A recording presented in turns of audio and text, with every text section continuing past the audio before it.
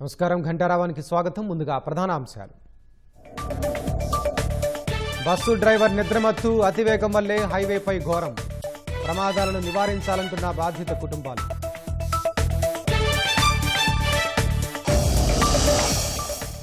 కేరళం నుంచి కాకినాడ వరకు love jihadi. Hindu అమ్మాయిలను ట్రాప్ చేస్తున్నారని భానుప్రకాష్ రెడ్డి ఆగ్రహం.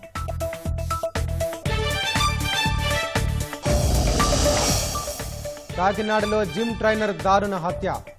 స్నేహితుని పొడిచి చంపిన సాయి కిరణ్.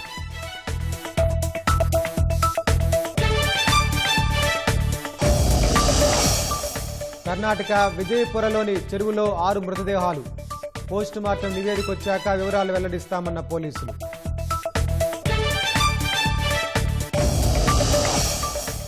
ఇస్లామాబాద్లోని ప్రభుత్వ ఆసుపత్రిలో అగ్ని ప్రమాదం. 14 మంది నవజాత శిశువులు సజీవ దహనం.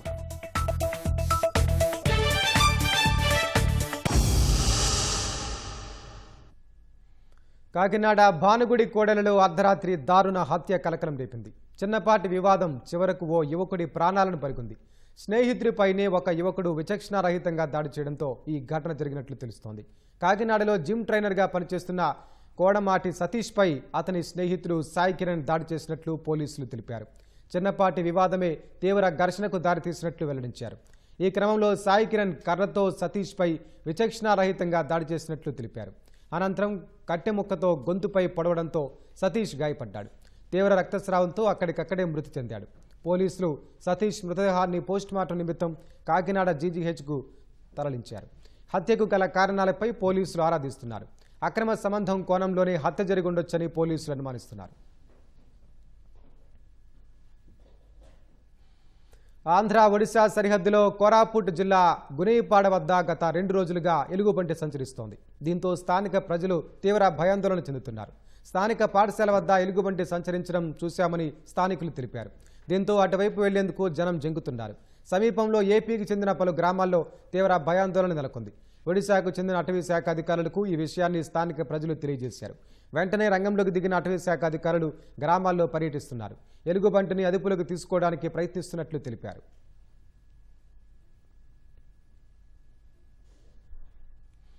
హైదరాబాద్ విజయవాడ జాతీయ రహదారిపై జరిగిన రోడ్డు ప్రమాదం 6గురిని బలిగొంది. ట్రావెల్స్ బస్సు డ్రైవర్ నిద్రమత్తు అతివేగం ఆ కుటుంబాల్లో చీకట్లు నింపింది. తెలతెలవారుతుండగా జరిగిన ప్రమాదంతో కొన్ని బతుకులు తెల్లారిపోయాయి. తెలంగాణలోని సూర్యాపేట జిల్లా కోదాడ మండలం దొరగుంట శివార్లో ఘోర రోడ్డు ప్రమాదం జరిగింది.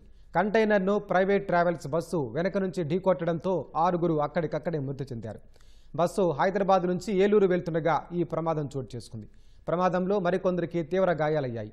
పోలీసులు క్షతగాతులను చికిత్స కోసం కోదాడ ప్రభుత్వ ఆసుపత్రికి తరలించారు.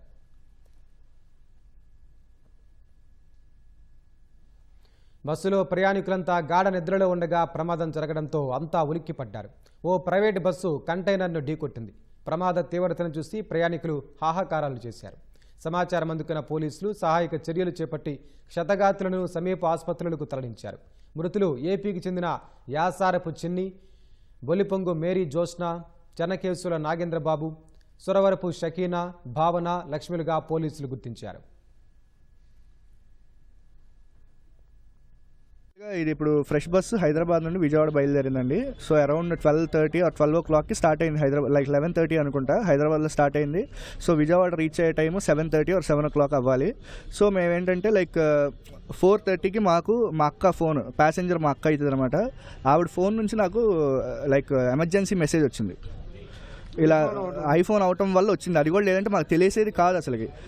ఇలా పలానా వ్యక్తి ఫోను ఇలా యాక్సిడెంట్కి గురైంది, ఎమర్జెన్సీ కాంటాక్ట్లో మీ నెంబర్ ఉంది కనుక మీకు వచ్చిందని చెప్పి లొకేషన్ కూడా మాకు వచ్చింది, ఎక్కడైతే ఎగ్జాక్ట్గా యాక్సిడెంట్ అయిందో. సరే మేము అరౌండ్ 4:48కి వచ్చింది. మేము 5:30కి అలా చూసుకున్నాం. లేచాక చూసుకుని మేము సరే అని చెప్పి ఇక ఫ్రెష్ బస్ కస్టమర్ కేర్కి కానీ వాళ్ళు టోల్ ఫ్రీ నెంబర్స్కి కాంటాక్ట్ అవుతుంటే ఎవడో రెస్పాండ్ అవ్వట్లా. ఈ సమయంలో బిజీగా ఉన్నారు అది అని చెప్పి అంటుంది. సరే ఇప్పుడు కనీసం ఇక్కడ కోదాడలో బస్సు ఉంటుంది, లేదంటే ప్రతి చోట బస్సు ఉంటుంది, బస్సు సంబంధించిన ఆఫీస్ ఉంటుంది, వాళ్ళ నెంబర్ అన్నా వాళ్ళు గూగుల్లో పెట్టాలి కదా. ఆఫీస్ అడ్రస్ ఉంది, అక్కడ లొకేషన్ ఉంటుంది, రివ్యూ ఉంటుంది, డైరెక్షన్ ఉంటుంది, కానీ నెంబర్ లేదు. సరే అని చెప్పి మేము కనీసం నేను 100 కూడా ఫోన్ చేశాను తెలంగాణ పిఎస్కి. వాళ్ళు కూడా మళ్ళీ మీకు కాల్ బ్యాక్ చేస్తాం డీటెయిల్స్ తీసుకున్నారు, కానీ కాల్ బ్యాక్ చేయలే.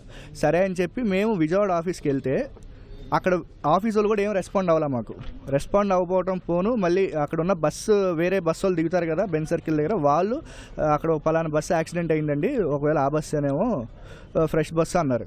సరే అని చెప్పి అప్పుడు మేము ఇమీడియట్గా రెస్పాండ్ అయ్యి ఇక్కడ రావడం జరిగింది. ఇక్కడికి వచ్చేపాటికి బస్సు సీన్ చూస్తే లిటరల్లీ అది చాలా టెరిఫిక్ అనమాట. బస్ డ్రైవర్ అయితే దూకేశాడు, సూర్యాపేటలోనే ఛార్జింగ్ పెట్టుకున్నాడు. సూర్యాపేట నుండి కోదాడు ఎంత దూరం అండి? ఈలోపేటకి అంత నిద్ర వచ్చిద్దా? నిద్ర వచ్చినప్పుడు అక్కడే పడుకొని 1 గంట ఆగి రావాలి. అయినా 2 బస్సు డ్రైవర్లు ఉంటారు, ఒకటి క్లీనర్ ఉంటాడు, లేదంటే 2 డ్రైవర్లు ఉంటారు. మరి 2 ఉన్నప్పుడు ఏం చేస్తున్నారు వాళ్ళు? అంటే ఇది లిటరల్లీ మంత్కి ఒకసారి జరుగుతూనే ఉంది యాక్సిడెంట్. 29 ఏళ్ళు అండి. ఒక చిన్న బాబు 1.5 ఇయర్ ఆఫీస్ చూసుకొని వస్తుంది. 1.5 ఇయర్ బాబు, వాడికి ఏం తెలుస్తుంది? మెరీ జోస్న ఆ పసివాడికి ఏం తెలుస్తుంది? తల్లి లేదంటే నాకు అక్క అవుతుంది. మేము ఇక్కడికి రావడం జరిగింది, ఇక్కడ చూసాము, కన్ఫర్మ్ చేసుకున్నాం బాడీ మాదే అని. సో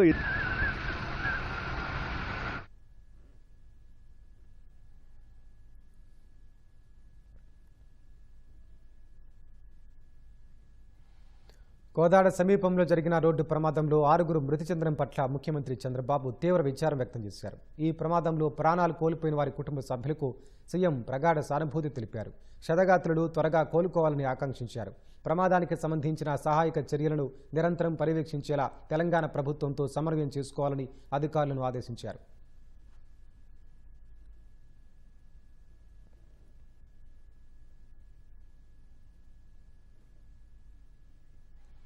పాకిస్తాన్ రాజధాని ఇస్లామాబాద్లోని ప్రభుత్వ ఆసుపత్రిలో జరిగిన ఘోర అగ్ని ప్రమాదంలో 14 మంది నవజాత శిశువులు సజీవ దహనమయ్యారు. ఆసుపత్రిలోని 3వ అంతస్తులో ఉన్న గైనకాలజీ వార్డులో ఉదయం 7 గంటల ప్రాంతంలో అకస్మాత్తుగా మంటలు చెలరేగాయి. ఆ సమయంలో వార్డులో 15 మంది నవజాత శిశువులు ఉండగా ఒకరిని మాత్రమే ఆసుపత్రి సిబ్బంది రక్షించగలిగారు. దట్టమైన పొగ, అగ్నికీలల కారణంగా మిగతా వారిని రక్షించలేకపోయామని ఆసుపత్రి సిబ్బంది ఆవేదన వ్యక్తం చేశారు. 6 అగ్నిమాపక యంత్రాలతో మంటలను అదుపులోకి తెచ్చారు. షార్ట్ సర్క్యూట్ కారణంగా అగ్ని ప్రమాదం జరిగినట్లు భావిస్తున్నామని ఆసుపత్రి అధికార ప్రతినిధి తెలిపారు. ఈ ప్రమాదంపై అంతర్గత విచారణకు ఆదేశించినట్లు ఆయన చెప్పారు. Pakistan institute of medical science కళాశాలలో ఈ అగ్ని ప్రమాదం జరిగింది. కర్ణాటక విజయపురలో స్థానికంగా ఉన్న చెరువులో 6 మృతదేహాలు కనిపించడం కలకలం రేపింది. మృతుల్లో 4 మహిళలు, 2 బాలురు ఉన్నారు. అయితే వీరంతా ఎలా మరణించారన్న దానిపై స్పష్టత రాలేదు. సమాచారం అందుకున్న పోలీసులు ఘటనాస్థలానికి చేరుకుని పోస్టుమార్టం నిమిత్తం మృతదేహాలను ఆసుపత్రికి తరలించారు. ఇటీవలి కాలంలో ఒకే కుటుంబానికి చెందిన పలువురు అదృశ్యమైనట్లు ఎక్కడైనా ఫిర్యాదులు అందాయా అనే కోణంలో విచారణ చేస్తున్నారు. పోస్టుమార్టం నివేదిక వచ్చాక తదుపరి వివరాలు వెల్లడిస్తామని డీఎస్పీ నాగరాజ్ తెలిపారు.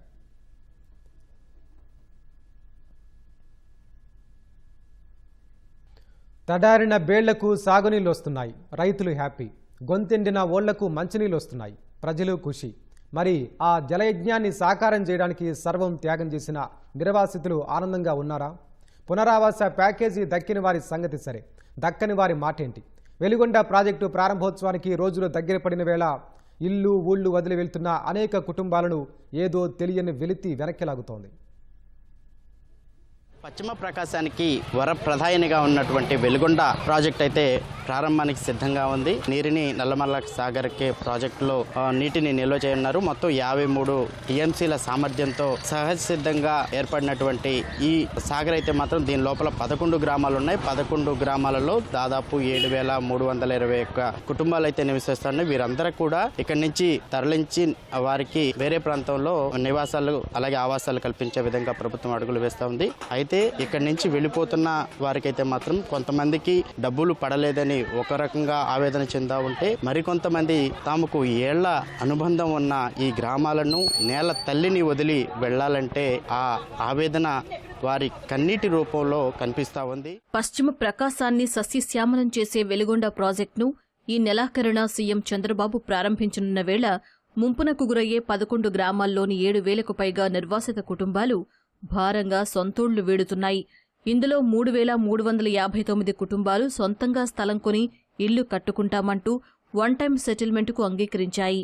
12,91,000 రూపాయల చొప్పున ప్రభుత్వం జూన్ 29న కొంతమందికి, ఆగస్టు 19న మరికొందరికి ప్యాకేజీ ఇచ్చేసింది. ఇక ప్రభుత్వం స్థలమిస్తే ఇల్లు కట్టుకుంటామని ముందుకొచ్చిన 3,962 కుటుంబాలకు 7 పునరావాస కాలనీలు సిద్ధం అవుతున్నాయి. ఈ కాలనీల్లో సిమెంట్ రోడ్లు, డ్రైనేజీలు, తాగునీరు, అంగన్వాడీ కేంద్రాలు, పాఠశాలలు, పశు వైద్యశాలలు, ఆలయాలను ప్రభుత్వం నిర్మిస్తోంది. అయితే గోగులదిన్నె, తోకపల్లి, ఇందుట్ల, ఇడుపూరు 2 పునరావాస కాలనీల్లో పనులయ్యాయి. మరో 3 కాలనీల్లో పనులు పూర్తి కావాల్సి ఉంది.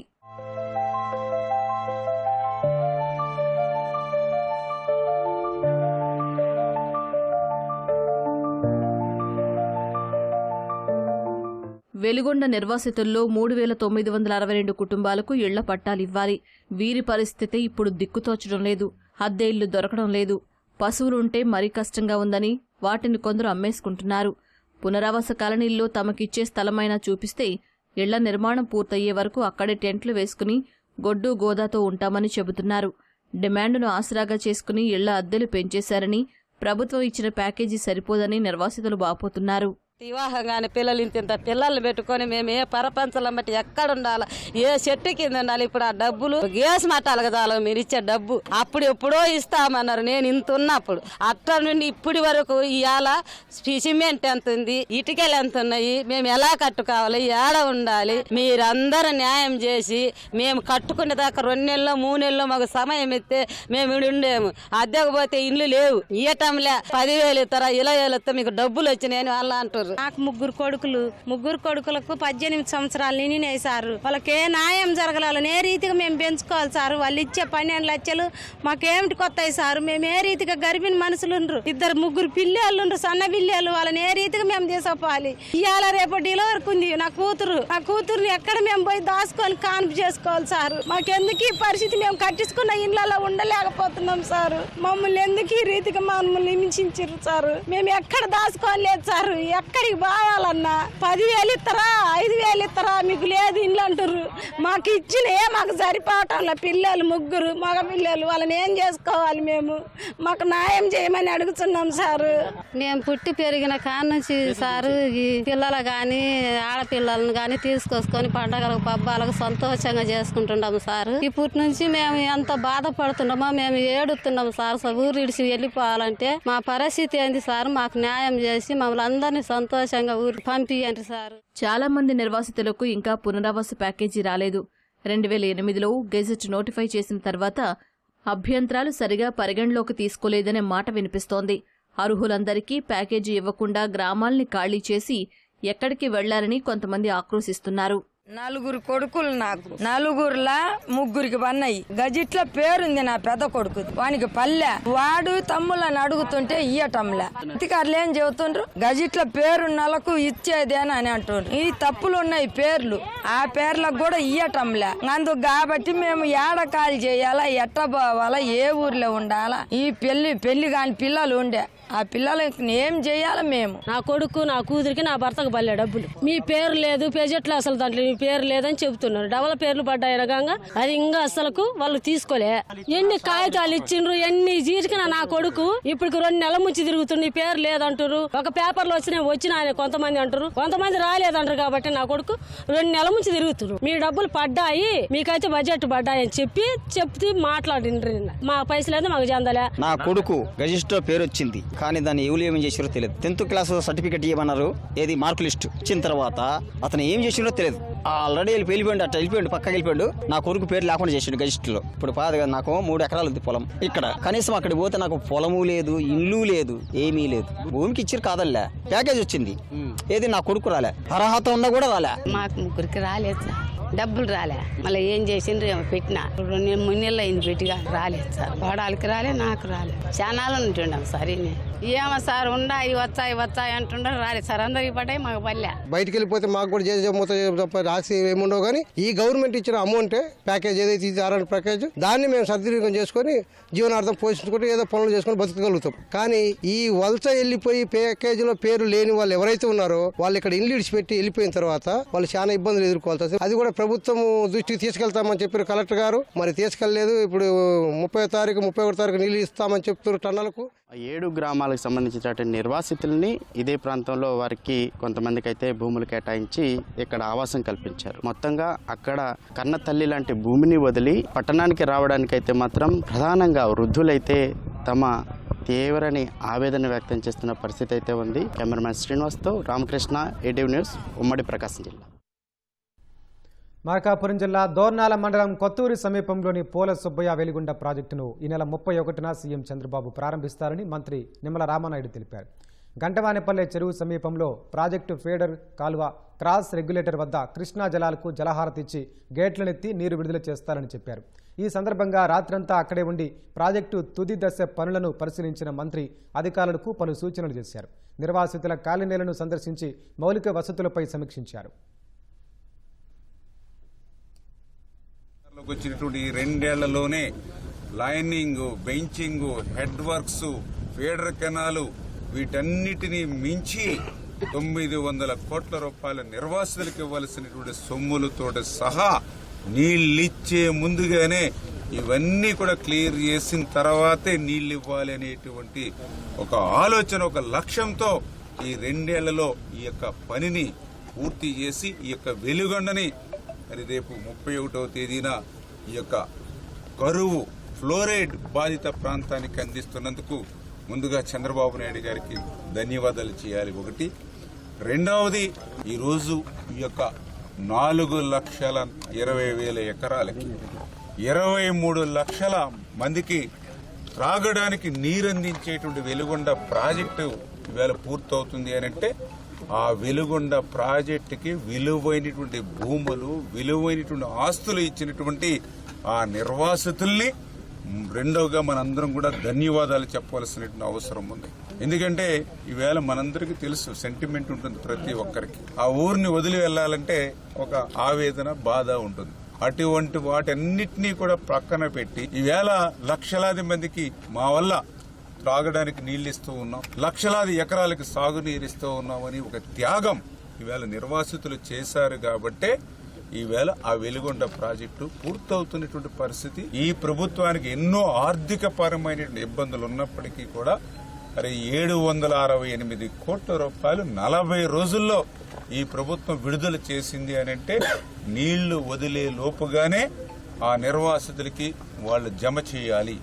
గత ప్రభుత్వం జాతికి అంకితం అంటూ నిర్వాసితులకు ₹1 కూడా చెల్లించకుండా దగా మోసం ఏదైతే చేసిందో అటువంటి దగా మోసం ఈ కూటమి ప్రభుత్వంలో ఉండకూడదు అనేటువంటి ఆలోచనతోటే 768 కోట్లు అందించామనేటువంటి విషయం నిర్వాసితుల క్షేమం పట్ల, సంక్షేమం పట్ల చిత్తశుద్ధికి అదొక నిదర్శనం అని చెప్పి తెలియజేసుకుంటూ ఈ 768 కోట్ల రూపాయలే కాదు, మిగిలినటువంటి బ్యాలెన్స్ కు సంబంధించిన నిర్వాసితులను కూడా ఎక్కడైతే మాకు గ్రీవెన్సెస్ వస్తూ ఉన్నాయో వాటిని కూడా కలెక్టర్ గారి యొక్క ఆధ్వర్యంలో ప్రతి గ్రామము కూడా 11 ముంపు గ్రామాలకి కమిటీలను వేసి ఆ యొక్క కమిటీ కూడా ఆ యొక్క గ్రామంలో సర్వే చేసి అక్కడికి వచ్చినటువంటి ప్రతి గ్రీవెన్స్ ని కూడా వాళ్ళు స్టడీ చేసుకుని వాళ్ళకు కూడా న్యాయం చేసేటువంటి విధంగా ఈ ప్రభుత్వం పనిచేస్తున్నటువంటి పరిస్థితి. గతంలోనే తెలుగుదేశం ప్రభుత్వం హయాంలోనే ఆ నిర్వాసితులకి 7 కాలనీలు కూడా మనం ఇక్కడ సిమెంట్ రోడ్లు, డ్రైన్స్ ఉన్నాయి. పట్ట పగల మాదిరిగా ప్రతి రోడ్డు వెంబడి కూడా లైట్లు వెలుగుతూ ఉన్నాయి, వీధి లైట్లు. అన్ని కూడా ఎప్పుడు నిర్మాణం అయ్యాయంటే 2019కు ముందు మాత్రమే.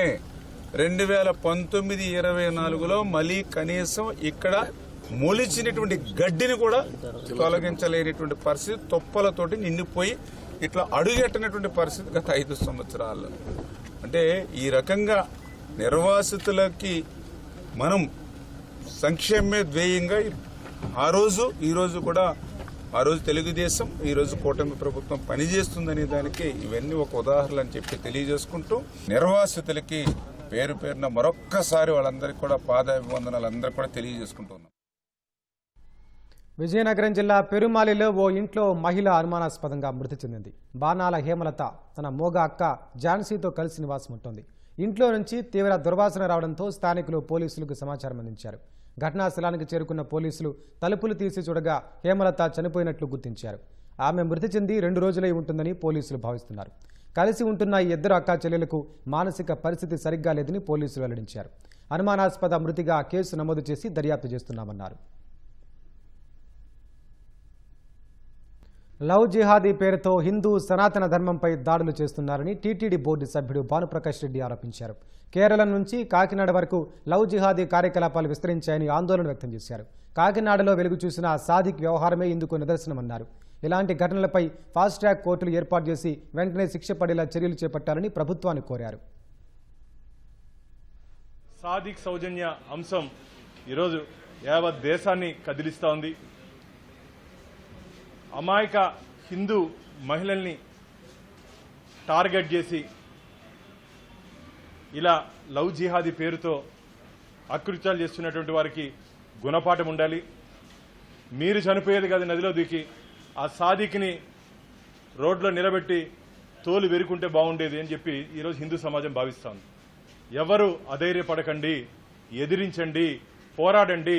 భారతీయ జనతా పార్టీ మీకు అండగా ఉంటుందని చెప్పి నేను హిందూ సమాజానికి పిలుపునిస్తున్నా. ఈరోజు నేను కొందరు అధికారులతో మాట్లాడితే వారు చెప్తున్నారు కొన్ని వేల మంది దీని బారిన పడి ఇబ్బంది పడుతున్నారు. బయట చెప్పే ధైర్యం లేక, చెప్తే ఎక్కడ ఏమవుతుందో, కుటుంబ పరువు పాడవుతుందని చెప్పి ఆలోచిస్తున్నారు. దయచేసి ఇది ఉద్దేశపూర్వకంగా చేసినటువంటి ప్రక్రియ మిత్రులారా. ఇది ట్రాప్ అంటారు. అమాయకమైనటువంటి కుటుంబాలని, అమాయకమైనటువంటి మహిళల్ని ఎంచుకొని తద్వారా హిందుత్వంలో ఉన్నటువంటి కులాల్లో ఒక కులాన్ని టార్గెట్ చేస్తే 25 లక్షలు మత వాళ్ళు లవ్ జిహాదీ పేరుతో వాళ్ళని వశపరుచుకుంటే లక్షల రూపాయలు ఇస్తున్నారు. తెలంగాణలోని సూర్యాపేట జిల్లా కోదాడ మండలం ద్వారకుంట వద్ద జరిగిన రోడ్డు ప్రమాదంలో కృష్ణా జిల్లా వాసి మృతి చెందారు. ఉంగుటూరు మండలం తేలప్రోలు గ్రామానికి చెందిన యాసవరపు చిన్ని రోడ్డు ప్రమాదంలో మరణించడంతో కుటుంబ సభ్యులు, బంధువులు కన్నీరు మున్నీరుగా విలపిస్తున్నారు.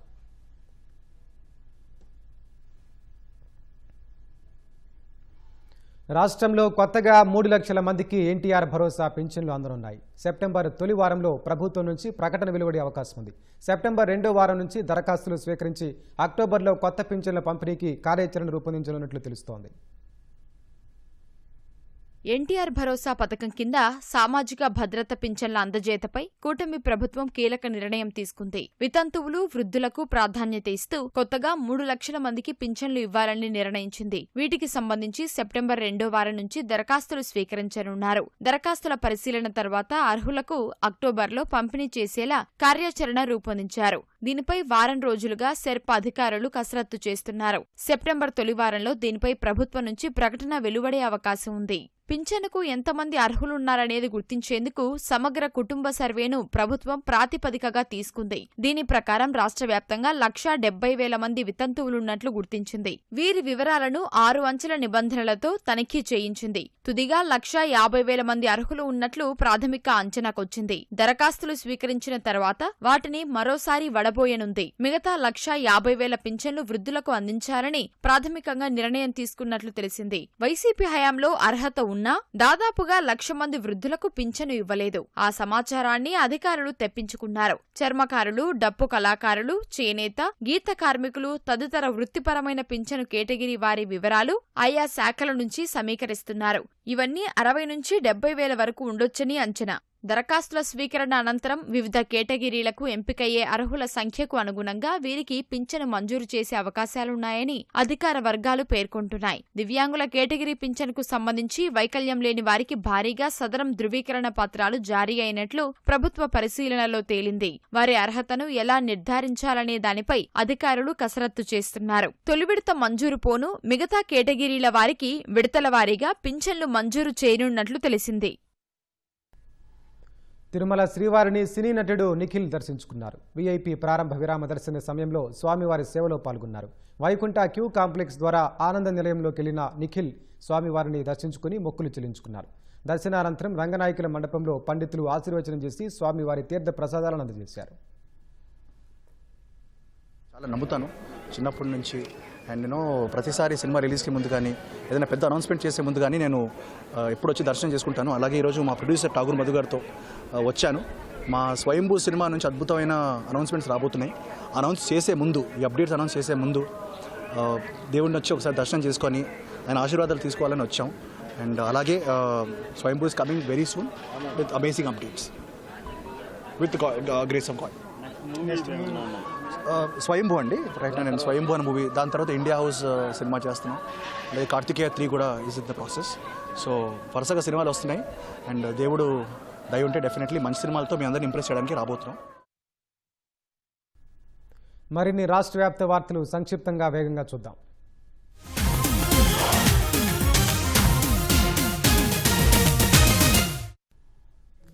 సిపిఎం రాష్ట్ర మాజీ కార్యదర్శి మాజీ ఎంపీ పి మధు సతీమణి ఐద్వా నాయకురాలు సుమతి అకాల మరణం పట్ల ముఖ్యమంత్రి చంద్రబాబు సంతాపం వ్యక్తం చేశారు.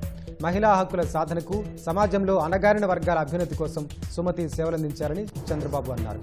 మరణానంతరం కూడా ఆమె పార్థివ దేహాన్ని వైద్య విద్యార్థుల పరిశోధనల కోసం ప్రభుత్వ వైద్య కళాశాలలకు అప్పగించాలని కుటుంబ సభ్యులు తీసుకున్న నిర్ణయం ఆదర్శనీయమన్నారు. ఓనం పర్వదినం సందర్భంగా deputy CM Pawan Kalyan, MLA Nandamuri Balakrishna మలయాళీలకు శుభాకాంక్షలు తెలిపారు. ఓనం ఐక్యత, సామరస్యం, సౌభ్రాతృత్వం, సుసంపన్నతకు ప్రతీకగా నిలుస్తుందని పవన్ కళ్యాణ్ అన్నారు. ప్రతి ఇంట ఆనందం, శాంతిని నింపాలని ఆకాంక్షించారు. ఓనం కేవలం పండుగ మాత్రమే కాదని ప్రేమ, సమానత్వం, సాంస్కృతిక వైభవాన్ని చాటే వేడుక అని బాలకృష్ణ అన్నారు. మహాబలి చక్రవర్తి ఆదర్శాలను స్మరించుకుంటూ పరస్పర గౌరవం, సోదర భావం, సేవా స్ఫూర్తిని మరింత బలపరుచుకోవాలని పిలుపునిచ్చారు. మిలాద్ ఉన్ నబీ సందర్భంగా ముస్లింలకు మంత్రి నారా లోకేష్, ఎమ్మెల్యే నందమూరి బాలకృష్ణ శుభాకాంక్షలు తెలిపారు. మహమ్మద్ ప్రవక్త బోధించిన దయ, నిరాడంబరత, ప్రేమ, శాంతి, సోదర భావాన్ని ప్రతి ఒక్కరూ ఆచరించాలని లోకేష్ ఆకాంక్షించారు. ప్రవక్త బోధనలు తోటి మనిషిని గౌరవించడం, ఆపదలో ఉన్నవారికి అండగా నిలవడం వంటి గొప్ప విలువలను చాటి చెబుతాయని బాలకృష్ణ అన్నారు. ఈ పవిత్రమైన రోజు ప్రతి ఒక్కరి జీవితాల్లో శాంతి, సంతోషం, ఆరోగ్యం, సమృద్ధిని నింపాలని, సమాజంలో ఐక్యత, సోదరభావం మరింత బలపడాలని ఆకాంక్షించారు. విజయనగరం జిల్లా భోగాపురం మండలం రావివలస గ్రామంలో ఎస్పీ దామోదరరావు ఆదేశాల మేరకు పోలీసులు పల్లెనిద్ర కార్యక్రమం నిర్వహించారు. స్థానిక ఎన్నికల నేపథ్యంలో గ్రామంలో ఉన్న పరిస్థితులపై అవగాహన కల్పించారు. ఎలాంటి వివాదాలు లేకుండా ఎన్నికల నిర్వహణ విషయంలో పోలీసులకు సహకరిస్తామని గ్రామస్తులు తెలిపారు. మహిళల భద్రతతో పాటు గంజాయి నిర్మూలనపై దృష్టి పెట్టినట్లు పోలీసులు తెలిపారు. కర్నూలు నగరంలోని చెన్నమ్మ సర్కిల్ వద్ద ఉన్న హంద్రీ నది వంతెనపై రోడ్డు ప్రమాదం జరిగింది. ద్విచక్ర వాహనం ఢీకొనడంతో కల్లూరుకు చెందిన నవీన్ కుమార్ అనే యువకుడు అక్కడికక్కడే మృతి చెందాడు. రాఘవేంద్ర అనే మరో యువకుడికి తీవ్ర గాయాలయ్యాయి. అతన్ని ఆసుపత్రికి తరలించారు. ఉదయాన్నే బయటికెళ్లిన తన కుమారుడు మృతి చెందడంతో నవీన్ కుమార్ కుటుంబ సభ్యులు కన్నీరు మున్నీరుగా వెలిపించారు. శ్రీ సత్యసాయి జిల్లా కదిలిలో శ్రీ లక్ష్మీ నరసింహస్వామి వారి వెండి రథ ప్రాకారోత్సవం భక్తి శ్రద్ధలతో సాగింది. శ్రీదేవి భూదేవి సమేత స్వామివారి ఉత్సవమూర్తులను అర్చకులు శోభాయమానంగా అలంకరించి విశిష్ట పూజలు చేశారు. అనంతరం వెండి రథంపై అధిష్ఠించారు. మంగళహారతి అనంతరం స్వామివారి నామస్మరణ మధ్య ఆలయ ప్రాకారోత్సవం భక్తి శ్రద్ధలతో సాగింది. స్వామివారిని తిలకించేందుకు పెద్ద సంఖ్యలో భక్తులు ఆలయానికి తరలివచ్చారు. గంజాయి అమ్మినా, కొనుగోలు చేసినా కఠిన చర్యలు తప్పవని బాపట్ల జిల్లా చీరాల డీఎస్పీ మహమ్మద్ మొయిన్ హెచ్చరించారు. చీరాలలో బొకారో ఎక్స్ప్రెస్ రైల్లో గంజాయి రవాణాను పోలీసులు అడ్డుకున్నారు. 11 కేజీల గంజాయిని స్వాధీనం చేసుకుని 2 యువకులను అరెస్టు చేశారు. RPF, GRP, eagle team, civil పోలీసులు సంయుక్తంగా చేపట్టిన తనిఖీల్లో గంజాయి పట్టుబడింది. పార్వతీపురం నుంచి చెన్నైకి గంజాయిని తరలిస్తున్న 2 యువకులను చీరాల రైల్వే స్టేషన్లో అదుపులోకి తీసుకున్నారు. నిందితులను తమిళనాడుకు చెందిన బాలశ్యామ్ ప్రశాంత్, అరవిందన్ శంకర్గా గుర్తించారు.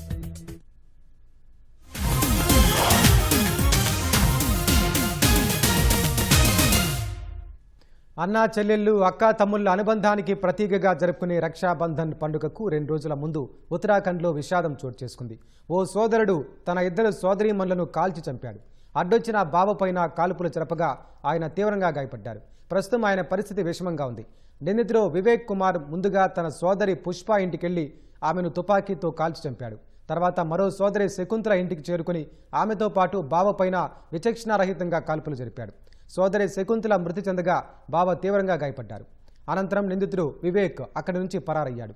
స్థానికుల సమాచారంతో ఘటనాస్థలానికి చేరుకున్న పోలీసులు దర్యాప్తు ప్రారంభించారు. ఈ జంట హత్యలకు గల కారణాలు ఇంకా తెలియరాలేదని పోలీసులు తెలిపారు. పరారీలో ఉన్న నిందితుడిని పట్టుకునేందుకు ప్రత్యేక బృందాలతో గాలిస్తున్నామని వెల్లడించారు. ప్రపంచవ్యాప్తంగా ఉన్న అమెరికా ఎంబసీలు కాన్సులేట్లలో వీసా అపాయింట్మెంట్లను అమెరికా ప్రభుత్వం తాత్కాలికంగా నిలిపివేసింది. కొన్ని షెడ్యూల్డ్ ఇంటర్వ్యూలను రద్దు చేసింది. ఈ మేరకు అంతర్జాతీయ మీడియాలో కథనాలు వెలువడ్డాయి. ప్రపంచవ్యాప్తంగా ఉన్న తమ రాయబార కార్యాలయాలు, కాన్సులేట్లలోని సిబ్బందికి ప్రత్యేక శిక్షణా కార్యక్రమాలు నిర్వహిస్తున్నామని అమెరికా విదేశాంగ శాఖ తెలిపింది. అందులో భాగంగానే వీసా అపాయింట్మెంట్లను తాత్కాలికంగా నిలిపివేసినట్లు వివరించింది. వీసాదారుల దరఖాస్తులను సమగ్రంగా పరిశీలించేలా సిబ్బందికి శిక్షణ ఇస్తున్నట్లు తెలిసింది. దరఖాస్తుదారుల సామాజిక మాధ్యమ ఖాతాలను తనిఖీపైన తర్ఫీదు ఇస్తున్నట్లు సమాచారం. ఇప్పటికే వీసా ఇంటర్వ్యూలు ఖరారైన వారికి కొత్త తేదీని త్వరలో తెలియజేస్తామని సంబంధిత ఎంబీలు, కాన్సులేట్ల నుంచి ఈమెయిల్స్ వచ్చినట్లు ఫైనాన్షియల్ టైమ్స్ కథనం ప్రచురించింది. అక్రమ వలసలను అరికడతామని 2024 ఎన్నికల ప్రచారంలో హామీ ఇచ్చిన ట్రంప్ ఇప్పుడు చట్టబద్ధమైన వలసలను కూడా కఠినతరం చేస్తున్నారని విమర్శకులు పేర్కొంటున్నారు. ఇరాన్ పెట్రోకెమికల్ ఉత్పత్తులను కొనుగోలు చేస్తున్నారన్న ఆరోపణలతో భారత్ కేంద్రంగా పనిచేస్తున్న 4 కంపెనీలు, 3 భారతీయులపై అమెరికా ఆంక్షలు విధించింది. ఇరాన్ను ఆర్థికంగా ఉక్కిరిబిక్కిరి చేయడమే లక్ష్యంగా ప్రారంభించిన ఆపరేషన్ ఎకనామిక్ అవుట్కాస్ట్లో భాగంగా ఈ చర్యలు చేపట్టింది. భారత్ కేంద్రంగా పనిచేస్తున్న Portis partners, Sadashiva overseas limited, PP Softech private limited, ప్రకృతిస్ infra, impex India private limited సంస్థలపై అమెరికా ఆంక్షలు విధించింది. పోర్టీస్ సంస్థకు చెందిన 2 భాగస్వాములు హరీష్ రామచంద్ర, ఇంద్రిస్ మియా షేక్, పీపీ సాఫ్టెక్కు చెందిన ప్రశాంత్ గార్గ్ పేర్లు ఆంక్షల జాబితాలో ఉన్నాయి. కస్టమ్స్ బ్రోకర్గా ఉన్న పోర్టీస్ పార్ట్నర్స్ ఇరాన్ పెట్రోకెమికల్ ఉత్పత్తులను భారత్కు చేరవేస్తోందని అమెరికా విదేశాంగ శాఖ ఆరోపించింది. సదాశివ ఓవర్సీస్ సంస్థ ఇరాన్ కంపెనీల నుంచి దాదాపు 570 కోట్ల రూపాయల విలువైన పెట్రోలియం ఉత్పత్తులను దిగుమతి చేసుకుందని తెలిపింది. ప్రకృతిస్ ఇన్ఫ్రా కంపెనీ 200 కోట్ల రూపాయల విలువైన ఇరాన్ చమురు ఉత్పత్తులను దిగుమతి చేసుకుందని వెల్లడించింది. ఇరాన్తో వ్యాపార లావాదేవీలు నిర్వహిస్తున్నారన్న ఆరోపణలతో ప్రపంచవ్యాప్తంగా మొత్తం 60 మంది వ్యక్తులు, సంస్థలపై అమెరికా ఆంక్షలు విధించింది. మిత్రదేశాలైన అమెరికా, కెనడా మధ్య వాణిజ్య యుద్ధం మరింత ముదిరింది. ట్రంప్ సర్కార్ విధించిన 50 సుంకాలకు ప్రతీకారంగా కెనడా కూడా అదే స్థాయిలో టారిఫ్ను ప్రకటించింది. సుమారు $20 బిలియన్ విలువైన 900కు పైగా అమెరికా ఉత్పత్తులపై 15 నుంచి 50% టారిఫ్ విధించింది. అమెరికా సుంకాల వల్ల ప్రభావితమయ్యే రంగాలకు $7.5 బిలియన్ కెనడియన్ డాలర్ల ప్రత్యేక ఆర్థిక ప్యాకేజీని కూడా ప్రకటించింది. ఈ నూతన సుంకాలు వచ్చే నెల 8 నుంచి అమల్లోకి రానున్నాయని కెనడా ఆర్థిక మంత్రి తెలిపారు. తమ దేశ కార్మికులు, పరిశ్రమలను రక్షించుకునేందుకే వాషింగ్టన్పై ప్రతీకార సుంకాలు విధించినట్లు ఆయన వివరించారు. 5వ అతిపెద్ద ఆర్థిక వ్యవస్థ అయిన భారత్ వంటి పెద్ద దేశాలతో వాణిజ్యాన్ని పెంచుకుంటామని వెల్లడించారు.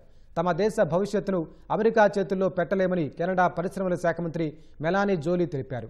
వాషింగ్టన్ తీసుకునే నిర్ణయాల కోసం ఎదురు చూడకుండా దేశ ఆర్థిక భవిష్యత్తును నిర్మించుకోవాల్సిన సమయం ఆసన్నమైందని కెనడా పౌరులకు ఆమె పిలుపునిచ్చారు. అమెరికా నుంచి కెనడాకు ఎగుమతయ్యే ఉక్కు, అల్యూమినియంపై టారిఫ్ 25 నుంచి 50% పెరగనుంది. పాడి, సముద్ర ఉత్పత్తులపై సుంకం 25% చేరనుంది. గృహోపకరణాలు, వ్యవసాయ పరికరాలు, ఎలక్ట్రానిక్స్ ఉత్పత్తులపై కూడా సుంకాలు పెరగనున్నాయి. హర్ముజ్ జలసంధిలో వాణిజ్య నౌకలను అనుమతించే విషయంలో ఒమన్తో అవగాహనకు వచ్చామని ఇరాన్ తెలిపింది. పర్షియన్ గల్ఫ్ నుంచి వచ్చే నౌకలు ఇరాన్ ప్రాదేశిక జలాల గుండా ప్రయాణించాల్సి ఉంటుందని ఇరాన్ ఉప విదేశాంగ మంత్రి తెలిపారు. హర్ముజ్ జలసంధిలోకి ప్రవేశించే నౌకలు మాత్రం ఇరాన్, ఒమన్ ప్రాదేశిక జలాల్లో ప్రయాణించవచ్చని వెల్లడించారు. ఈ మార్గంలో కేవలం వాణిజ్య నౌకలకు మాత్రమే అనుమతి ఉంటుందని, యుద్ధ నౌకలను అనుమతించబోమని ఆయన స్పష్టం చేశారు. ఒమన్తో కుదిరిన ఈ ఒప్పందం తాత్కాలికమేనని అన్నారు. రాబోయే 30 నుంచి 60 రోజుల్లో ఒమన్తో కొత్త శాశ్వత మార్గంపై చర్చిస్తామన్నారు. మందు పాత్రలు తొలగించామన్న అమెరికా వాదనలు ఆయన కొట్టిపారేశారు. అవన్నీ అబద్ధాలని, ఒకవేళ అమెరికా మైన్ స్వీపర్లు తమ ప్రాంతంలోకి ప్రవేశిస్తే వాటిపై దాడులు చేస్తామని హెచ్చరించారు. అంతకుముందు హర్ముజ్ జలసంధిలో మందు పాత్రలు తొలగించామని అమెరికా అధ్యక్షుడు డొనాల్డ్ ట్రంప్ ప్రకటించారు. కరేబియన్ దేశం హైతీలో సాయుధ ముఠాలు మరోసారి మారణ హోమం సృష్టించాయి. రాజధాని పోర్ట్ ఓ ప్రిన్స్కు సమీపంలోని కెన్స్కాఫ్ ప్రాంతంపై దాడి చేసి 47 మందిని హతమార్చాయి. మరో 50 మందిని కిడ్నాప్ చేశారు. మృతుల్లో 5 చిన్నారులు ఉన్నారని ఐరాసుకు చెందిన ఓ అనుబంధ సంస్థ తెలిపింది. విన్ అన్సామ్ అనే సాయుధ ముఠా ఈ దాడికి పాల్పడిందని కెన్స్కాఫ్ మేయర్ తెలిపారు. కొంతమందిని ఇళ్లలో బంధించి సజీవ దహనం చేశారని ఆయన ఆవేదన వ్యక్తం చేశారు. దాడికి ముందు ప్రభుత్వం సరైన భద్రత కల్పించలేదని స్థానికులు ఆరోపించగా పోలీసులు వాటిని ఖండించారు. ఐరాస తాజా గణాంకాల ప్రకారం హైతీ రాజధానితో పాటు 70% పైగా ప్రాంతాలు సాయుధ ముఠాల గుప్పెట్లో ఉన్నాయి.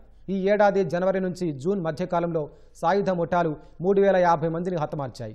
సుమారు 10 ఏళ్ల తర్వాత డిసెంబర్ 13న సార్వత్రిక ఎన్నికలు జరగనున్న తరుణంలో ప్రభుత్వానికి విస్తృతు సాయుధ ముఠాలు ఈ దారుణాలకు ఒడిగడుతున్నాయి. దేశంలో ఆకాశానంటుతున్న నిత్యావసర సరుకుల ధరలపై కాంగ్రెస్ పార్టీ మోదీ ప్రభుత్వంపై తీవ్ర స్థాయిలో విరుచుకుపడింది. బీజేపీ పదే చెప్పే అచ్చే దిన్ సామాన్యుడి బడ్జెట్ను ఛిద్రం చేస్తోందని విమర్శించింది. పండుగల వేళ పెరిగిన ధరలతో సామాన్యుడి పరిస్థితి దారుణంగా మారిందని కాంగ్రెస్ అధ్యక్షుడు మల్లికార్జున ఖర్గే ఆందోళన వ్యక్తం చేశారు. గతేడాదితో పోలిస్తే ఉల్లి ధర ఏకంగా 59% పెరిగిందన్నారు. చక్కెర కిలో 72 రూపాయలు, ఆవ నూనె లీటరుకు 200 రూపాయలు దాటిందన్నారు. దేశంలో ఆహార ద్రవ్యోల్బణం 5.52%గా, టోకు ద్రవ్యోల్బణం 9.78%గా నమోదైందని ఖర్గే తెలిపారు. పప్పులు, నూనె, కూరగాయలు, చక్కెర ఇలా ఏదో ఒకదాని ధరలు పెరుగుతూ సామాన్యుడిని కోలుకోలేని విధంగా దెబ్బకొడుతున్నాయని ధ్వజమెత్తారు. అచ్చేదిన్ అంటూ గొప్పలు చెప్పుకునే ప్రధాని మోదీ ధరల మంటతో పేద మధ్యతరగతి ప్రజలు ఎలా బతుకుతారో సమాధానం చెప్పాలని డిమాండ్ చేశారు. బీజేపీ జవాబుదారీతనం నుంచి తప్పించుకోవాలని చూస్తోందని, కానీ కాంగ్రెస్ ప్రజల ద్రవ్యోల్బణంపై వారిని నిలదీస్తూనే ఉంటారని అని ఖర్గే స్పష్టం చేశారు. టీఎంసీకి చెందిన 20 మంది తిరుగుబాటు ఎంపీలకు లోక్సభ సచివాలయం నోటీసులు జారీ చేసింది. టీఎంసీ ఎంపీ అభిషేక్ బెనర్జీ దాఖలు చేసిన అనర్హత పిటిషన్పై వారం రోజుల్లో సమాధానం ఇవ్వాలని ఆదేశించింది. ఆగస్టు 25 తేదీతో ఈ నోటీసులు జారీ అయ్యాయి. నోటీసు అందిన వారం రోజుల్లో సమాధానం ఇవ్వాలని లోక్సభ సచివాలయం టీఎంసీ రెబల్ ఎంపీలకు సూచించినట్లు సంబంధిత వర్గాలు తెలిపాయి. అనర్హత పిటిషన్లపై త్వరగా విచారణ జరపాలని ఎంపీ అభిషేక్ బెనర్జీ దాఖలు చేసిన పిటిషన్పై విచారణ చేపట్టేందుకు సుప్రీంకోర్టు అంగీకరించిన మరుసటి రోజే టీఎంసీ రెబల్ ఎంపీలకు నోటీసులు జారీ అయ్యాయి. టీఎంసీకి చెందిన 20 మంది ఎంపీలు తాము ఎన్సీపీఐలో విలీనం అవుతున్నట్లు ప్రకటించడంతో వివాదం మొదలైంది. తమను ప్రత్యేక గ్రూప్గా గుర్తించాలని లోక్సభ స్పీకర్ను కోరారు. ఆ తర్వాత వారు ఎన్డీఏ సమావేశాలకు హాజరయ్యారు.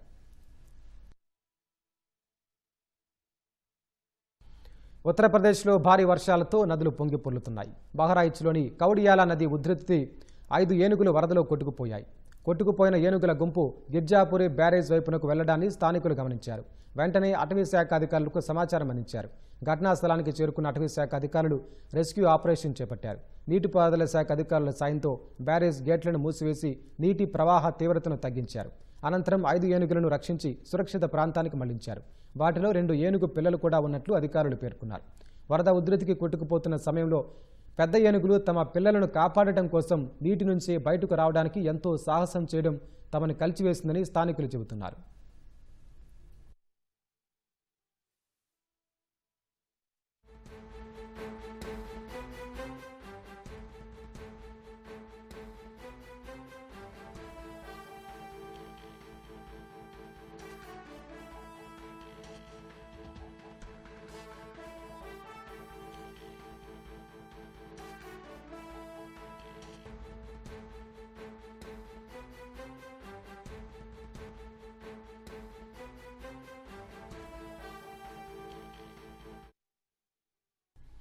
సామాజిక మాధ్యమాల్లో విమర్శలు వస్తున్న వేళ బాలీవుడ్ నటి కృతి సనన్తో చిత్రీకరించిన రక్షాబంధన్ యాడ్ను అన్ని మాధ్యమాల నుంచి తొలగించినట్లు ప్రముఖ జ్యువెలరీ బ్రాండ్ జివా తెలిపింది. భారతీయ సంస్కృతి, సాంప్రదాయాలు, పండుగల పట్ల తమకు గౌరవం ఉందని పేర్కొంది. ఈ పండుగ సంతోషాన్ని కుటుంబంతో పాటు పెంపుడు జంతువులతోనూ పంచుకోవాలనే ఉద్దేశంతో యాడ్ను రూపొందించామని వెల్లడించింది. తమ ప్రకటన సమాజంలోని కొందరి మనోభావాలను దెబ్బతీసినట్లు తెలిసి యాడ్ను అన్ని వేదికల నుంచి తొలగించామని సామాజిక మాధ్యమం ఇన్స్టా వేదికగా వెల్లడించింది. ఈ యాడ్లో కృతి సనన్ వస్త్రధారణ, పెంపుడు శునకానికి రాఖీ కట్టడంపై సామాజిక మాధ్యమాల్లో తీవ్ర విమర్శలు వ్యక్తమయ్యాయి. సోదరుడికి రాఖీ కట్టే సమయంలో ఎలాంటి దుస్తులు ధరించాలో తెలియదా అంటూ బీజేపీ ఎంపీ నటి కంగనా రనౌత్ ప్రశ్నించారు. తనపై వచ్చిన ట్రోల్స్, విమర్శలపై కృతి సనన్ కౌంటర్ ఇచ్చారు. సంస్కృతి, సాంప్రదాయాలు మనసులో ఉంటాయని, దుస్తులో కాదని అన్నారు. ఈ వరుస వాడివేడి పోస్టుల నేపథ్యంలో యాడ్ను తొలగిస్తున్నట్లు జీవా సంస్థ ప్రకటన విడుదల చేసింది. రక్షాబంధన్ వేడుకలు సమీపిస్తున్న వేళ సైనికుల పట్ల చిన్నారులు తమ ప్రేమను చాటుకున్నారు. జమ్మూలోని దేవన్ దేవి స్కూల్ విద్యార్థులు సైనికుల కోసం ప్రత్యేకంగా రంగురంగుల రాఖీలను తయారు చేశారు. పండుగ వేళ సైనికులు తమ సొంత చెల్లెళ్లను మిస్ కాకుండా ఉండేలా వారికి ఈ రాఖీలు కట్టనున్నట్లు పాఠశాల విద్యార్థిని మన్నత్ ఆనందం వ్యక్తం చేసింది. తాము సైనికులకు రాఖీలు కట్టేందుకు ఎంతో ఉత్సాహంగా ఎదురుచూస్తున్నట్లు మరో విద్యార్థిని లక్ష్యత తెలిపింది. విద్యార్థులు, ఉపాధ్యాయులు చేపట్టిన ఈ వినూత్న కార్యక్రమం జమ్మూ కాశ్మీర్ ప్రజలకు, సైనికులకు మధ్య ఉన్న అనుబంధాన్ని చాటి చెబుతోంది. బీసీల జీవితాలతో ఆడుకుంటున్న జగన్ను బొంద పెట్టేందుకు అంతా ఏకమవుతున్నారని రాజ్యసభ సభ్యుడు చింతకాయల విజయ్ అన్నారు. బీసీలను రాజకీయంగా ఉపయోగించుకుని మోసం చేస్తే రాష్ట్రంలో వైసీపీని లేకుండా చేస్తారని హెచ్చరించారు. చంద్రబాబు వల్లే బీసీ అంటే బ్యాక్వర్డ్ క్లాస్ నుంచి బ్యాక్బోన్ క్లాస్గా మారిందన్నారు. 34% రిజర్వేషన్లు కల్పించి బీసీలను బెస్ట్ క్లాస్గా తీర్చిదిద్దుతున్నారని గుర్తు చేశారు. జగన్ హయాంలో బీసీ రిజర్వేషన్లను కుదించి దాదాపు 16,000 మందిని రాజకీయ అవకాశాలకు దూరం చేశారని చింతకాయల విజయ్ మండిపడ్డారు. ఇరుక్కున్నాడు. లిక్కర్ స్కామ్లో ఇరుక్కున్న విషయాన్ని డైవర్ట్ చేయడానికి బీసీ కార్డు వాడడం. దీనికి ఆ బీసీ కార్డు వాడతారు. సెంట్రల్ గవర్నమెంట్ ఈడీ వచ్చి తీసుకెళ్తే స్టేట్ గవర్నమెంట్ కూడా ముందుకు రాలేదు, సెంట్రల్ గవర్నమెంట్ నుంచి వచ్చింది. అంటే ఏ స్కామ్ చేశారు అది ఒక్కసారి ఆలోచించవలసిన అవసరం ఎంతైనా ఉంది. మళ్ళీ ఏకగ్రీవంగా ఎవరు ఇవ్వకూడదు ఈ విధంగా బెదిరించడాలు ఇవన్నీ చేస్తున్నారు. ఆ రోజు నువ్వు ఇష్టం వచ్చినట్టు స్థానిక ఎలక్షన్స్ గురించి చెప్పాలండి. ఒక పాయింట్ ప్రతి ఒక్కరు గుర్తుపెట్టుకోవాలి, నామినేషన్లు చింపిన సాంప్రదాయాన్ని సృష్టించింది ఎవరు? జగన్మోహన్ రెడ్డి. స్థానిక ఎలక్షన్స్లో మనం చూసాం. ఇదే వైఎస్ఆర్సీపీ పార్టీలోని ఉన్న బీసీల గురించి చెప్తున్నాను. ఎందుకంటే మిమ్మల్ని దేనికి వాడాడండి? ఇల్లుల మీద అటాక్ చేయడానికి వాడాడు. మిథున్ రెడ్డి ఎందుకు వెళ్ళలేదు అటాక్కి? మిథున్ రెడ్డి ఏ రోజున రోడ్డు మీదకి అటాక్కి వెళ్ళాడా? వెళ్ళలేదు. ఎందుకంటే వాళ్ళని వాడరు, బీసీలనే వాడతాడు. ఎందుకంటే వీళ్ళు బానిసల కింద ఉండాలి, కాళ్ళు దగ్గర బతకాలి. ఈ ఐడియాలజీ పోవాలి. అందుకే ఆ నియంత్రణ ప్రభుత్వానికి 11 సీట్లు ఇచ్చి ఇంట్లో కూర్చోపెట్టారు. నేను మళ్ళీ చెప్తున్నాను, నేను ఉత్తరాంధ్ర నుంచి వచ్చిన ఒక బీసీగా చెప్తున్నాను. రాజ్యసభలో ఈరోజు ఉన్నతమైన స్థానంలో నన్ను తెలుగుదేశం పార్టీ కానీ, చంద్రబాబు నాయుడు గారు కానీ, నారా లోకేష్ గారు కానీ ఈరోజు నన్ను కూర్చోపెట్టిన బీసీగా నేను చెప్తున్నాను. బీసీలు నిన్ను బొంద పెట్టేస్తారు జగన్మోహన్ రెడ్డి. మళ్ళీ చెప్తున్నాను, నేను భూస్థాపితం చేసేదాకా వదలరు. బీసీలందరూ ఒకటవుతున్నారు, ఏకమవుతున్నారు. నేను ఈరోజు చెప్తున్నాను మళ్ళీ అల్లూరి సీతారామరాజు ఎయిర్పోర్ట్ అక్కడ తీసుకొచ్చారు ఆయన పేరు మీద. అక్కడే ఉత్తరాంధ్రలోని ఇన్ని ఫ్యాక్టరీస్ వస్తున్నాయి. పర్ క్యాపిటల్ ఇన్కమ్ పెరగబోతుంది. ప్రతి బీసీ కుటుంబం బాగుపడబోతుంది. ప్రతి బీసీలో ఉన్న కుర్రవాళ్ళు బాగుపడబోతున్నారు. వేదనలు గురయ్యారో బీసీ కుటుంబాలు ఎవరైతే నష్టపోయారో వాళ్ళందరినీ ఆదుకుంటానని చెప్పి నారా లోకేష్ గారు యోగాలంలో మాటిచ్చారో ఆ మాట మీద నిలబడబోతున్నారు. ఇంకొక మాట మహిళలందరూ బీసీ మహిళలకు చెప్పబోతున్నాను. రేపు స్థానిక ఎలక్షన్లో సుమారుగా 8,300 పొలిటికల్ పోస్టులు మహిళలకు రాబోతున్నాయి ఈ బీసీలకు వచ్చిన కోటాలోనే. అంటే ఎంత ఉన్నతమైన స్థానం మనకు కల్పిస్తుంది తెలుగుదేశం పార్టీ. మళ్ళీ నేను ఒకటే క్వశ్చన్, బీసీ లోన్లు ఏం చేసావా నీ ముఖ్యమంత్రి ఉన్నప్పుడు? ఆదరణ స్కీమ్ ఏం జరిగింది ముఖ్యమంత్రిగా ఉన్నప్పుడు?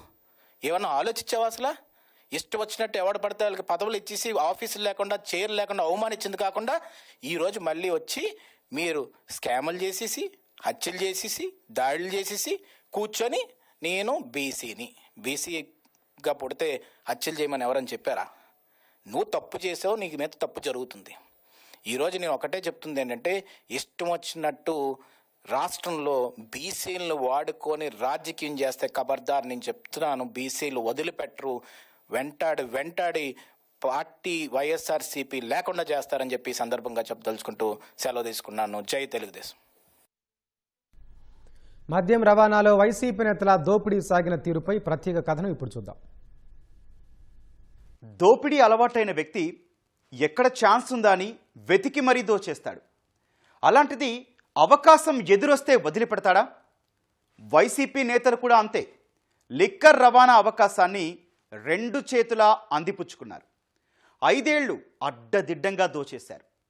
దాన్ని దాచడానికి జిత్తులు పారలేదు, అడ్డంగా దొరికిపోయారు. ఆధార సహితంగా ఒక్కొక్కరిని కటకటాల వెనక్కి పంపుతున్న అధికారులు మిగిలిన వారి లెక్కలు తేల్చే పనిలో బిజీగా ఉన్నారు.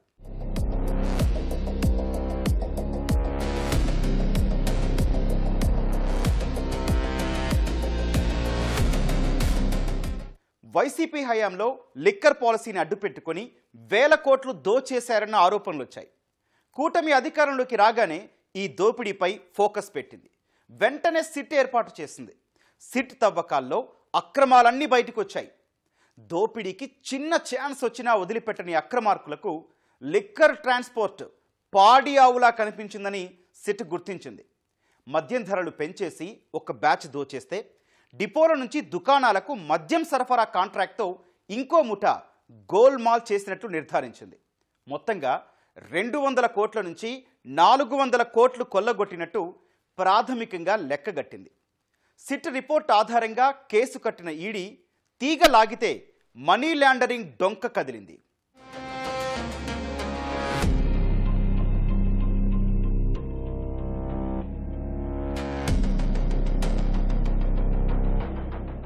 ఈ దోపిడీ ఎలా సాగిందో డీటెయిల్గా చూద్దాం. ఏపీఎస్బీసీఎల్ డిపోల నుంచి దుకాణాలకు మద్యం సరఫరా చేస్తారు. ఈ కాంట్రాక్ట్ ఖరారు చేసే అధికారం గతంలో జిల్లా స్థాయిలో జాయింట్ కలెక్టర్ కమిటీ చేతుల్లో ఉండేది. వైసీపీ పవర్లోకి రాగానే స్టోరీ మారిపోయింది. జేసీల కమిటీ అధికారాలను ఏపీఎస్బీసీఎల్కి బదలాయించారు. ఇందులో అప్పటి ఐటీ సలహాదారు రాజ్ కేసిరెడ్డి మాస్టర్ మైండ్ అయితే పని చక్కబెట్టింది ఏపీఎస్బీసీఎల్ ఎండీగా పనిచేసిన వాసుదేవరెడ్డి. రూల్స్ మార్చడమే తరువాయి లిక్కర్ రవాణా కాంట్రాక్ట్ను తమకు కావాల్సిన సిగ్మా సప్లై చైన్కి అప్పగించారు. అక్కడి నుంచి Shri Sudarshan construction sub contract తీసుకుంది. ఆ వెంటనే దోపిడీకి వీలుగా రవాణా ఛార్జీలు పెంచేశారు. గతంలో కిలోమీటర్కు ఒక మద్యం కార్టన్ రవాణాకు ₹19.68 చెల్లించేవారు. వైసీపీ ముఠా ఆ రేటును ₹32.53 పెంచేసింది. అంటే లిక్కర్ కార్టన్కు ₹13 చొప్పున మొత్తం 195.33 కోట్ల దండుకున్నట్లు ఈడీ గుర్తించింది.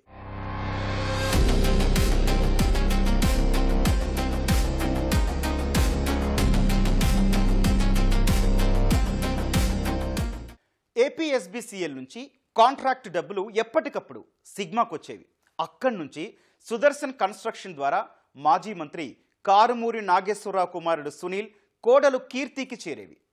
నేరుగా కొంత మొత్తం అందితే మరికొంత సుదర్శన్ కన్స్ట్రక్షన్స్ అకౌంట్ నుంచి విత్డ్రా చేసి నగదు అందించేవారని ఈడీ తేల్చింది. మొత్తం 18.09 కోట్ల మేర మనీ లాండరింగ్కు పాల్పడగా అందులో 11.95 కోట్లు కారుమూరి కుటుంబ ఖాతాల్లోకి వెళ్ళినట్లు నిర్ధారించింది. అప్పనంగా వచ్చిన డబ్బుల్ని కారుమూరు ఫ్యామిలీ ఎలా ఖర్చు చేసిందో కూడా ఈడీ చిట్టా విప్పింది. అప్పులు తీర్చడానికి, స్థిరాస్తుల కొనుగోలుకు, మైనింగ్ లీజుల కోసం 3 కోట్లు వాడేసింది. విజయవాడ, తణుకులో క్యాంప్ ఆఫీసుల నిర్వహణ, పొలిటికల్ ఫండింగ్, వాహనాల డీజిల్ ఖర్చులు, విమాన ప్రయాణాలు, పుట్టినరోజు వేడుకలు, ఇలా ప్రతి దానికి లిక్కర్ సొమ్ము వాడినట్లు లెక్కలు తీసింది. మాస్టర్ మైండ్ రాజ్ కేసిరెడ్డికి కారుమూరి ప్రతి నెల 50 నుంచి 60 లక్షల రూపాయలు కప్పం కట్టినట్లు రిమాండ్ రిపోర్ట్లో పేర్కొంది. అక్కడి నుంచి మిగతా ముఠా సభ్యులకు సొమ్ము చేరేదని వెల్లడించింది. ఇక సబ్ కాంట్రాక్టులు ఇప్పించిన వారి నుంచి లాభాల్లో కారుమూరి 50% షేర్ తీసుకున్నట్లు వివరించింది.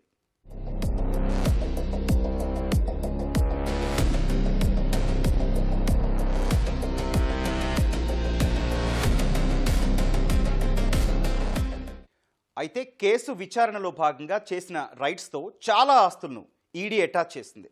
కారుమూరి సునీల్, వాసుదేవరెడ్డి, రాజ్ కేసిరెడ్డి, విజయ నరసింహారెడ్డి, వల్లు సందీప్ ఇళ్లలో సోదాలు చేసి విలువైన ఆస్తులు, ఖరీదైన వస్తువులు జప్తు చేసింది. దోపిడీ సొమ్ముతోనే సునీల్ కొన్న 2 రోలెక్స్ వాచీలు, రేంజ్ రోవర్ కారు స్వాధీనం చేసుకుంది. సునీల్ ఫోన్లో ఉన్న కరెన్సీ నోట్ ఫోటో హవాలా డీలింగ్లో భాగమని నిర్ధారించింది. మద్యం రవాణాపై పాత తేదీతో ఉన్న జాయింట్ వెంచర్ ఒప్పందం కాపీ కూడా ఈడీకి దొరికింది. హైదరాబాద్ కోకాపేట, ఖాజాగూడలో విలువైన స్థలాలు జప్తు చేసింది. అనకాపల్లి జిల్లాలో 4 హెక్టార్ల granite quarry lease, Gurugram Elan ప్యారడైజ్లో కమర్షియల్ యూనిట్, ఢిల్లీ వసుంధర ఎన్క్లేవ్లో ఒక ఫ్లాట్, ఫిక్స్డ్ డిపాజిట్లు, లగ్జరీ వెహికల్స్ అటాచ్ లిస్టులో ఉన్నాయి.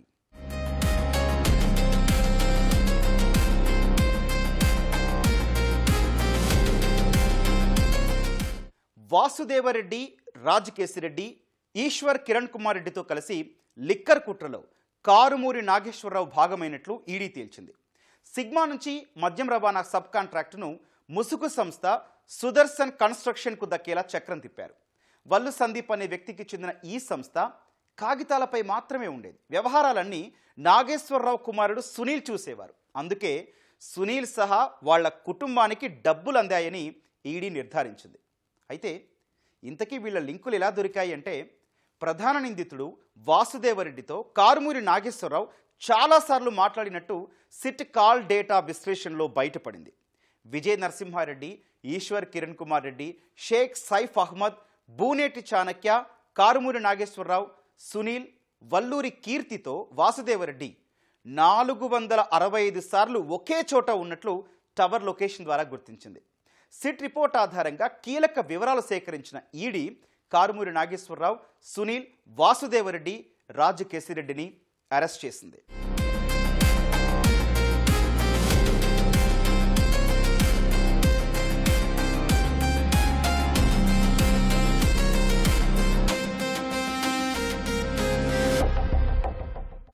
లిక్కర్ సినిమా ఇంతేనా అంటే ఇంకా చాలానే ఉంది. రాయలసీమలో చిత్తూరు వైసీపీ మాజీ ఎమ్మెల్యే విజయానందరెడ్డి, గుంటూరు ప్రాంతంలో మాజీ మంత్రి అంబటి రాంబాబు బినామీ సంస్థ, ఉత్తరాంధ్రలో మాజీ మంత్రి బొత్స మేనల్లుడు మజ్జి శ్రీనివాసరావు అనుచరుల సంస్థలకు కాంట్రాక్ట్లు ఇచ్చినట్లు ఫిర్యాదులున్నాయి.